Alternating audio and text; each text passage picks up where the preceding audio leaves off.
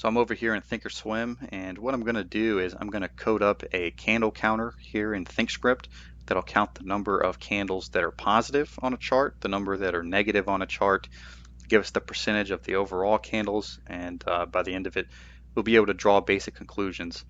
So for instance, here I'm looking at NVIDIA. Down here, I've already gotten the code made.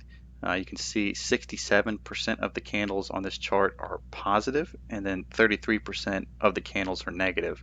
This is on a 5-year monthly time frame. We can pull up the same chart for another stock, let's say Tesla, and you can see we have a different story here. 50% were positive, 50% were negative. All right, so let's go ahead and get started. I'm going to come up to Studies, click Edit Studies. We will, on the Studies tab here, select Create. All right, so to get started, first we'll define what is a green candle, what is a red candle. So we'll say def green candle. That's going to be, a green is going to be whenever the close of a candle is greater than the open. And then reverse for red.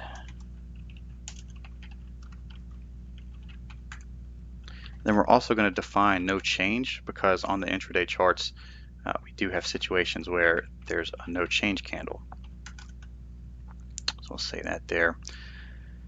And next what we'll do is we'll do an if statement to count the candles.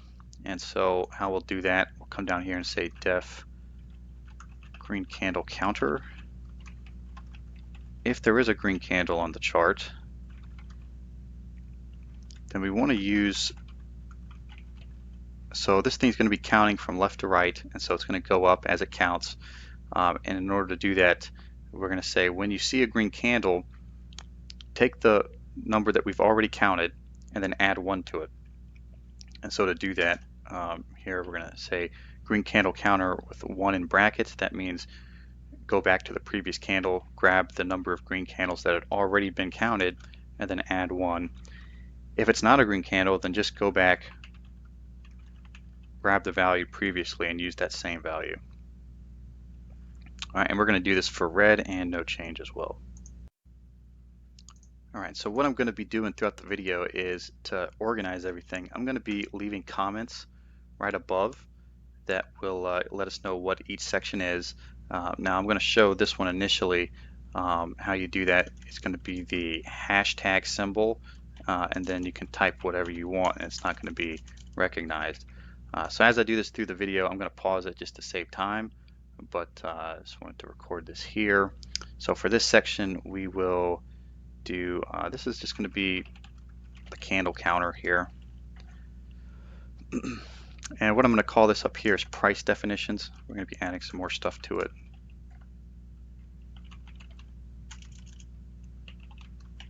Okay, so you can do the comments just like that. All right, so to see what we have here, what we can do in this next section, we'll do add chart bubbles. Bubble, excuse me, no S. We'll plot it on the close. So there's 4 parameters here. One, this indicates show it on every single candle. Close is going to be the second one. This is indicating we want the bubble to go at the close of whatever candle we're on. The third one is going to be what we want to see in the candle. So we're going to say, what I'm doing here is just indicating, going to give it a little indicator to make sure that we understand what it's showing. So G is going to stand for green. And then we'll say plus, and what we're going to add here though is the green candle counter. This is going to allow us to see exactly what the value is for the green candle counter above. And the fourth one, what do we want the bubble to be as far as color? So light green. And what we'll do is copy and paste this for all of them. All right, since we're in the code editor, I'm going to get rid of the highlighter.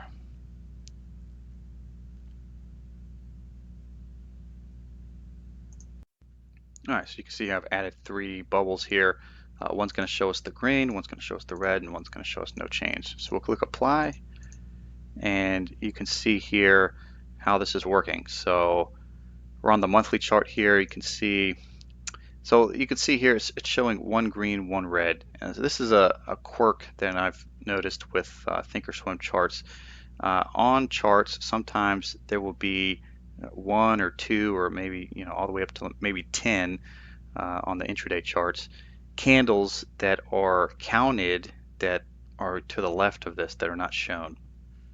So here it's only 1. So I'm guessing August of 2020 would have been green for Tesla.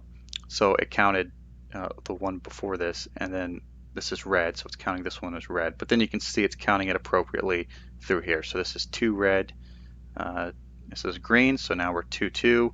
This is green, so now we're 3-2, 4-2, and etc.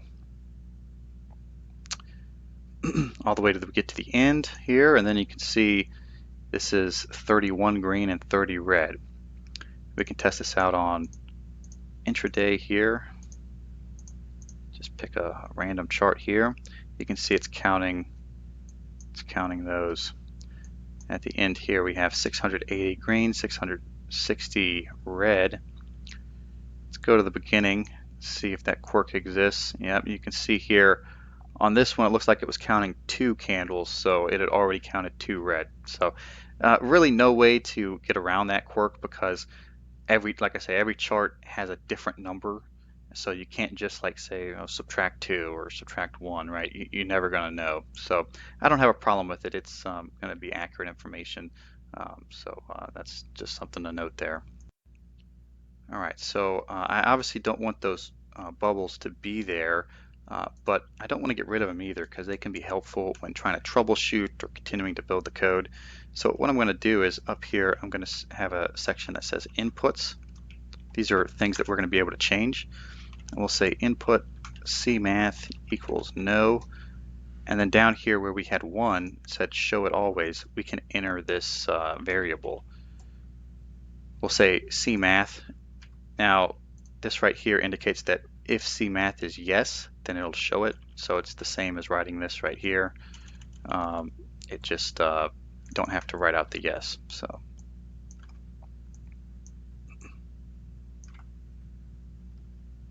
all right, we can click apply. You can see that I got rid of the bubbles, and then if we come in here to the inputs and change this to yes, make a temporary adjustment, it'll add those back there. All right, so next what we want to do is we want to get the percentages. Now in order to get the percentages, we need to have the counter. We also need to have the total number of candles. So there's a couple ways you can do this, but I think the easiest way to do this is come right down here. We'll say define total candles as just the sum of all of these. So green candle counter plus red candle counter plus no change counter.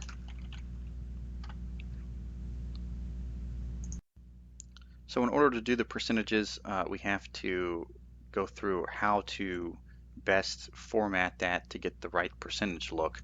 So there's a number of ways you can do this. You can see here I've copied in some default code here for a common way people do it, using something called as percent right here. The problem with this is that you can see it's defaulted to 2 decimal places, and there's no way to get rid of that. It's just by default what it's going to be. So maybe sometimes if you want to see it to 2 decimal places, like you see over here in the watch list on the left side, it might be okay there. But in this situation, I don't want to see the decimal places. I just want it rounded to a whole number. So the way we're going to do that is going to do it this way.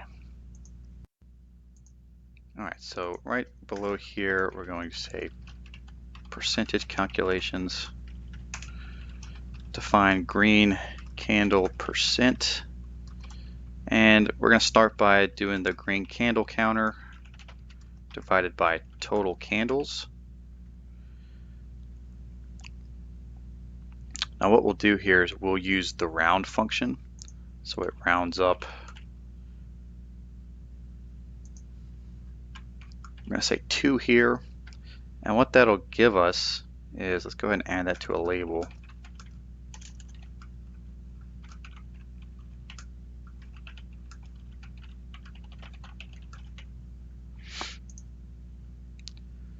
Gives us 0.49.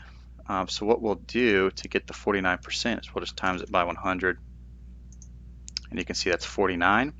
And then when we add it to a label, what we'll do is we'll say, and this is just going to be a quick example here. Actually, let's do it here. To add that percentage, we'll say plus, and then in a string, we'll add that little percent. You can see up there it gives us 49%, top left up here. All right, so we've got our percentages laid out there.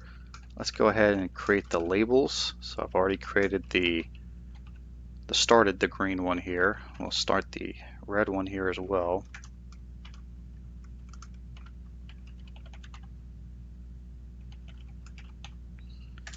All right, so the way add label works, they recently updated it, so they have 4 parameters now, but I've not studied up on the changes they made. How it's worked in the past and continues to work. The first one is going to be when is it visible, so similar to the add bubbles. Second one here is going to be what's on the label, and the third one is going to be color of the label. And they've added, it used to be you could only have them in the top left. After they switched over to Charles Schwab, they added a 4th parameter which controls the location. So now you can, instead of having it in the top left, you can have it on the top right. And I think that's the 4th parameter, but we're not going to use that. We're going to keep it top left here. I'm going to change this to color dot light green.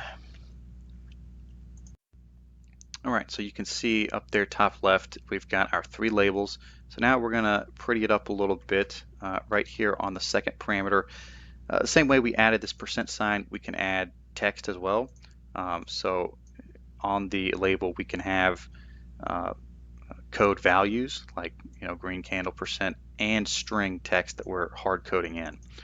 We just have to separate it with a plus, and then the string has to be wrapped in quotation marks. So right up here at the beginning, we'll say green candles, do a colon, space, and then close it off, and we'll say plus. And now what we're going to do down here, we're going to have the count, and then in brackets, we're going to have the percentage. So we'll go up here and grab green candle counter. That'll give us the number. We'll say plus there. And then we will add the beginning parentheses in a string. So we go ahead and click apply. We can see where we're at here. Up here at the top, green candles. We got 681, which is the count, and then we need a space there. So I'll add a space here. And then right at the end of percent, so we're going to have 49%. Then we'll close off the parentheses there. All right, perfect. So you can see that's looking good there. So we'll apply the same thing to red and no change. We'll just change the variables there. All right, so we're already at a good place where if you just wanted to have something that counts the candles and provides them in the label format, we've got that information here. So now I can switch charts and it'll automatically tell me, count all the candles, tell me how many are positive, how many are negative.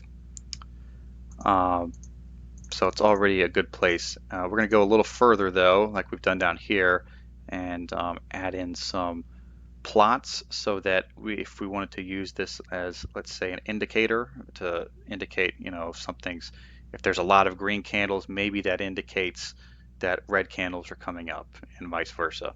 So we'll go ahead and plot that next. So I'm going to start out by defining the 0 line that we have here. That's that white line going through there, and just gives us an indication of where the 0 is. And then down here in color, style, and feel, I'm going to change it around a little bit because you can see here,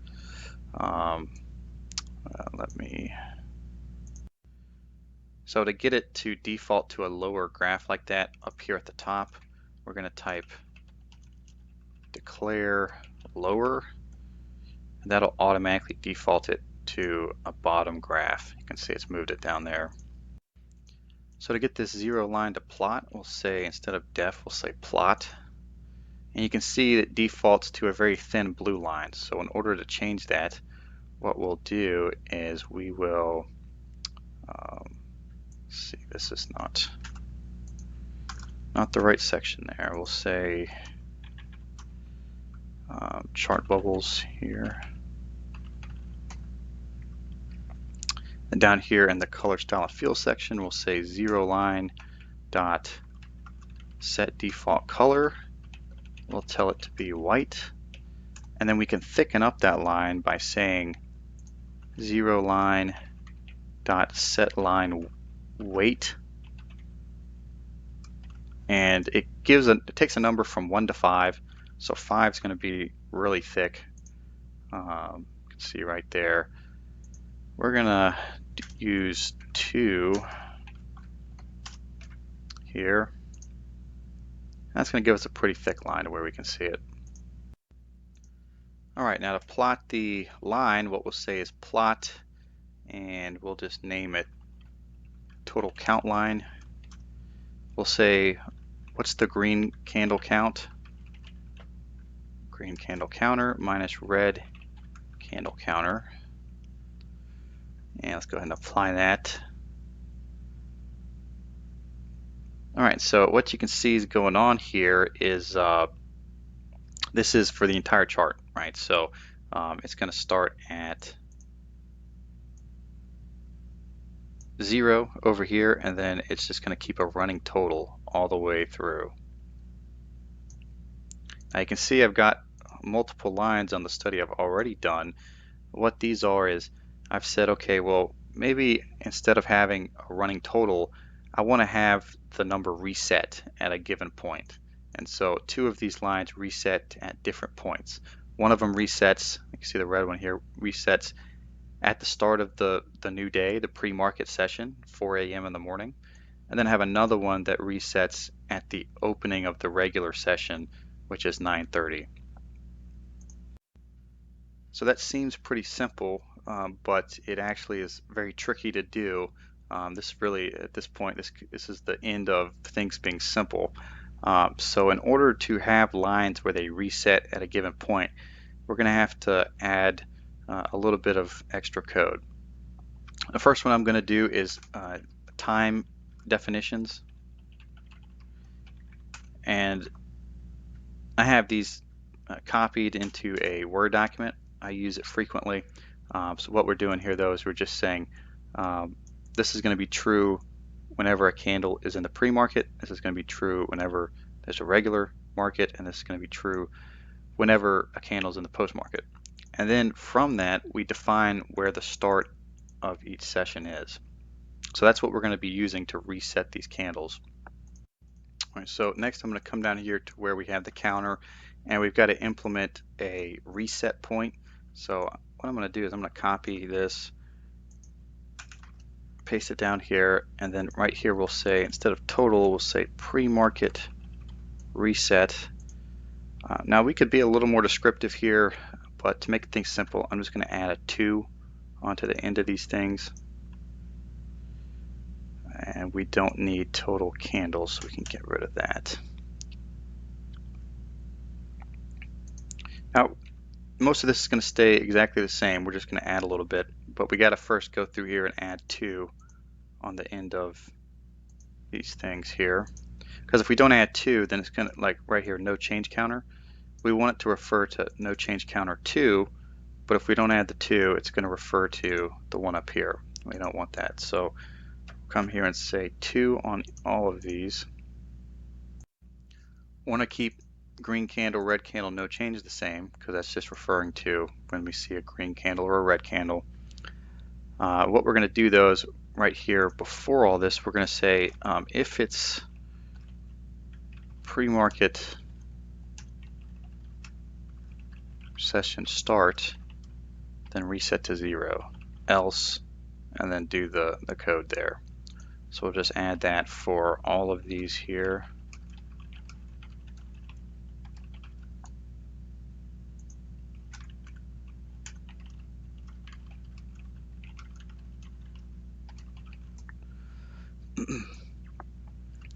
Go ahead and copy this and paste it down here, and we'll do the same thing for the regular.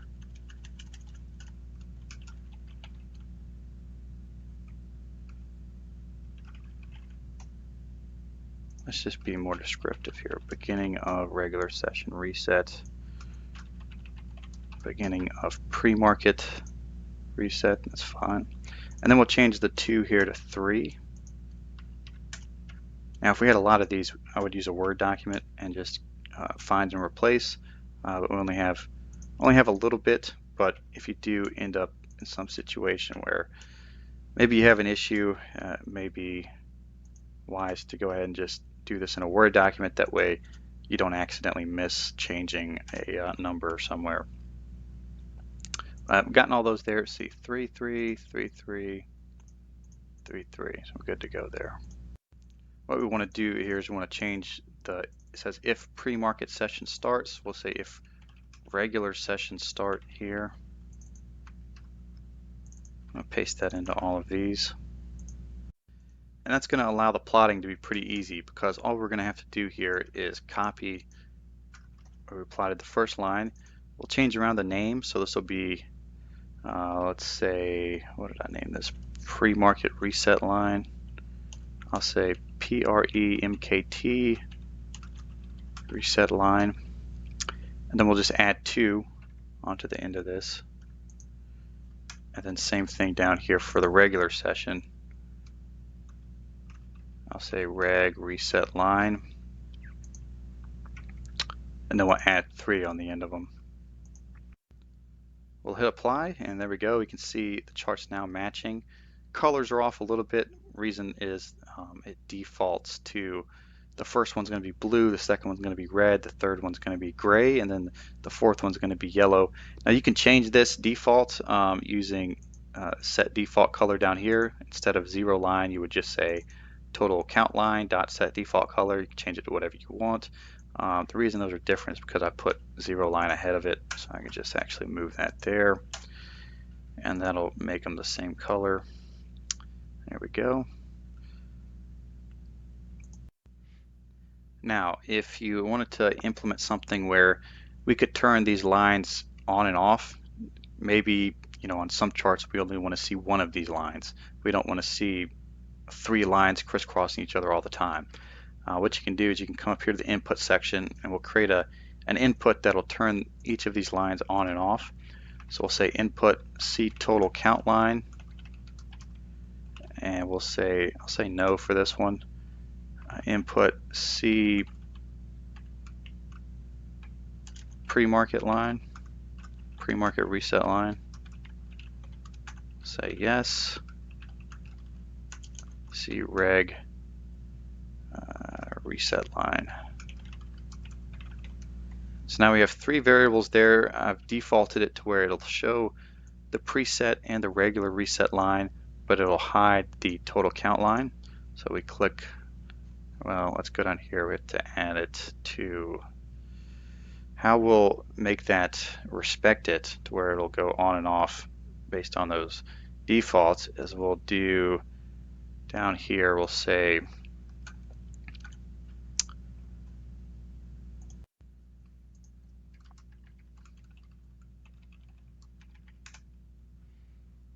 so we'll grab the name of the line. So start with total count line. We'll say dot set hiding, and we'll say exclamation. Yeah, I think that's what it is, right? Exclamation point, and then we'll get the name of our variable. So C total count line. Now what this means is when C total count line is equal to no, then hide the line. So you could also write it, if you wanted to be a little more clearer, equals no. That would also work. We hit apply, you see that line goes away. We can also do that right there. And then we'll copy this, and we'll do it for both of those lines up here. So pre-market line, dot set hiding, and then regular reset line, dot set hiding. Click apply. All right, let's see what happened here. Oh, I didn't change the variable. So let's put the variable right here. So C pre-market reset line, and then C reg reset line. Oh, shoot. All right, so we can come down here, new study 20, when we hit the the little wheel icon to open up our inputs. You can see if we were to say see pre-market reset line, if we want to say no there, click apply, and then that hides the pre-market line. If we wanted to see all the lines, we could come down to see total count line, we'll say yes, and then all three of them are showing. So we have working variables there that we can quickly change to hide or show one of those three lines. Now, one issue we have to solve, you can see it works well over here on an intraday chart, but when we come to daily, you see we don't have the pre-market and the post-market data on here. It's just, the intraday, it's only on intradays. For daily and above, those time periods don't exist. You can see it's plotting the lines here. They're sort of the same, so we want it to be like this up here where we just have one line. And so what we'll do is come into edit study here, and what we'll do is we can say we don't want to say only show on daily or above, because that'll hide all the lines. So what we'll do is we'll come to the time definitions. We'll define ag as get aggregation period. This is a built-in piece of code that will return the aggregation period as a number based on what chart is showing. So you can see here on the left, I've built out a table here that shows what that number is. So right now we're on the daily chart. That means the get aggregation period is going to represent 86,400,000. So that's the number we're going to need. Come back in here, we'll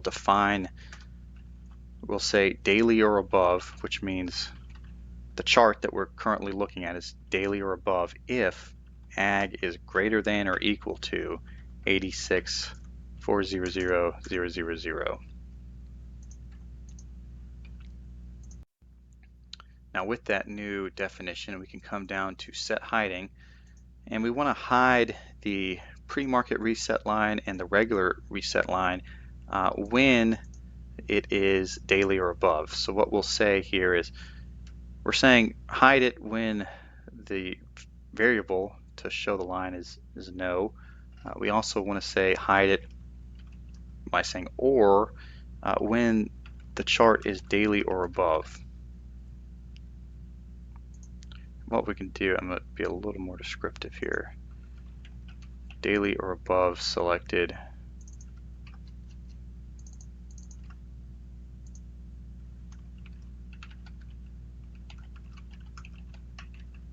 Okay, we'll click apply there. All right, there we go. Now you can see only one line is showing there, but if we come to the intraday charts, you can see all three of them are showing. So one final thing I want to add here, instead of charting and plotting the count, let's say we wanted to plot the change of the percentage over time. So, we see right here it's at 43% green, 43% red, but maybe, 2 weeks ago there was a big discrepancy. Maybe it was, 50% green, 40% red. And maybe we want to be able to go back and see how that discrepancy and how the market reacted and try to find that equilibrium. So in order to do that, we need to plot the percentage. And so how we'll do that, we'll first come up to the inputs and we'll add in see percent history. And I'll put this as no as default. So to plot these, very simple. We'll say plot green percent line equals our green candle percent right here. And we'll do the same thing for red, no change. All right, we'll go ahead and apply that. And you can see that adds some lines there. Now what we want to do, same type of deal, we want to set them to hide whenever we indicate see percent history as no.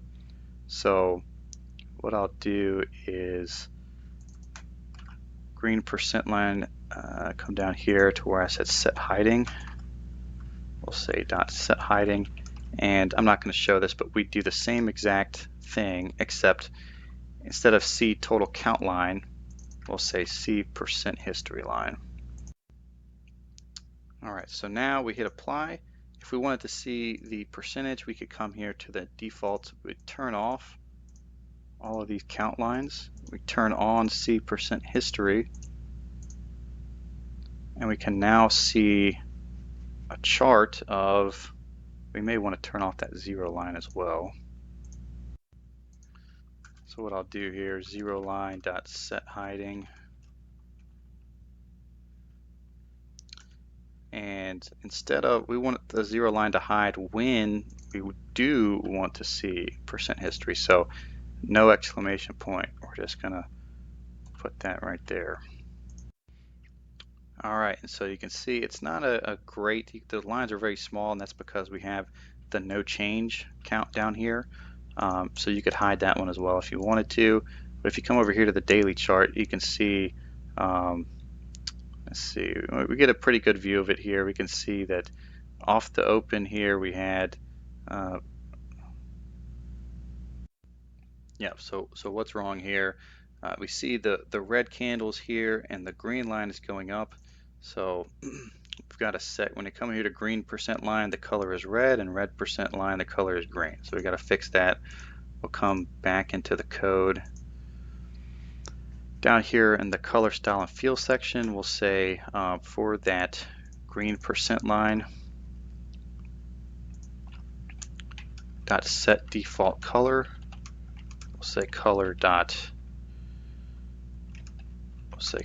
green, and then red percent line dot set default color dot pink. Green does not exist in there, does it? Maybe they added it. Okay, perfect. Let's just write color dot red. Okay, perfect. All right, so now you can see the red is indicating, we had 4 red candles on the open there. It had gotten up to like 71%, and then it sort of evened out and was pretty straightforward. So that'll give you an idea if you wanted to see how the percentages were, how those played out over time. We can get a good view of that. All right, so here is the final code.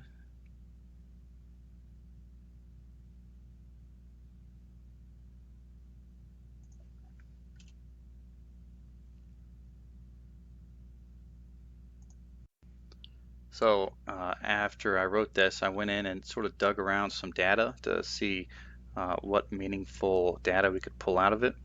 So this is the first one I looked at, it's the SPY. You can see, looked at all different types of time periods. You can see that when we got down to the intraday charts, they were pretty even, 50-50. You can see here on the 2-minute and the 1-minute, a lot of those were no change candles. But once you turned off the pre-market and the post-market sessions and only had regular sessions, it was still 50-50 there. But we had a bit of a disparity when we got into the longer time periods, so weekly, monthly, quarterly, right, all the way monthly. Almost 2/3 of those candles were green. On a quarter basis, 7 out of 10. That was over the last 30 years. Also wanted to look at some stocks. So I picked 2 stocks that both had been trading for a decade but had 2 drastically different profiles on the long term. So long term, Tesla been very successful. On the other hand, GoPro have been very unsuccessful. And you can see that on that long term trend, we have that disparity there. If you look at the quarter, almost 60% for Tesla have been positive, only 37% for GoPro. But that long-term trajectory didn't really affect the intraday smaller time periods. You can see both of them were about 50-50. Let's look at the 2-minute here. 47% green, 47% red for Tesla. On the 2-minute down here, 32% green for GoPro, 31% red for 31% red.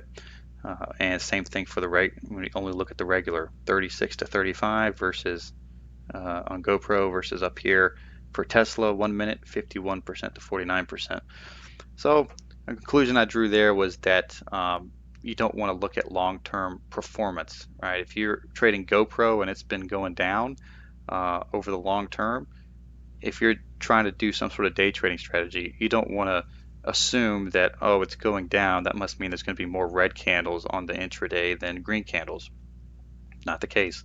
It's about 50-50 based on this data. But if you do have strategies that are more longer term, as you get uh, more and more up, that's where you'd want to maybe look at the long-term trajectory of how it's doing. Like, for instance, on the S&P 500, you wouldn't want to short this on a monthly basis, right? Because then you would be losing almost 2/3 of the time. So